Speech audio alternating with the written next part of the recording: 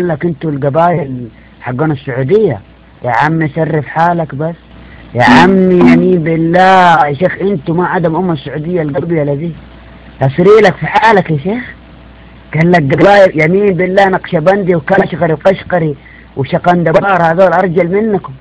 يا عم انتوا اللي ضيعكم، قسم بالله البدوي يا شيخ يجي تحصله فقير وكله من العزايم. ابك يركبك حق، الله يركبك حق.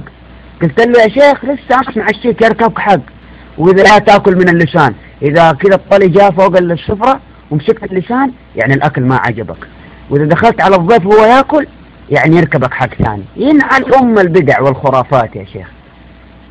ايش الكلام هذا؟ ورب الجلال قال لك الحين انتوا الحضارة، انتوا يمين بالله يا شيخ ما ضيعكم الا العزايم ذي، وهذا يجيك اخر الشهر مفلس. فين راحت فلوسك؟ في العزايم وفي المدري ايش. والله ما تدفع، والله ما تدفع، والبدو الاثنين يدفعوا.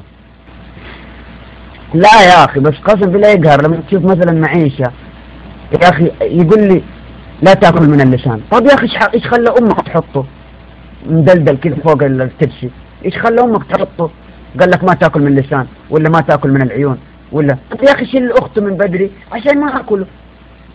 لا يتفلسف. وما ادري عند هناك في الشمال يقول لك اذا واحد عزم ناس ما يدخل عليهم الا بعد العشاء. طب عازمكم ليش؟ عازمكم اجي اكلكم افطار صائم هو؟ يا اخي ما ادخل واقبشبش معاكم ونقعد فله وانتهينا. يمين بالله يا شيخ عندنا فله ايش هي؟ والله يمين بالله صحن مكرونه وزلطه، شايف؟ والله الزلطه ذيك لبن وخيار وانتهينا. الله ولا احلى. قال لك ما تقوم قبل الضيف. يا اخي عن الضيف، اذا الضيف جايني اصلا جيعان، اذا كان عازم لي بدوي وقمت قبله يركبك حق ما ادري ايش، ما تقوم قبلي. يا اخي الاخت يا اخي اذا انت جاي 6 ايام ما انت ما جابطها مجلس صحن عندي.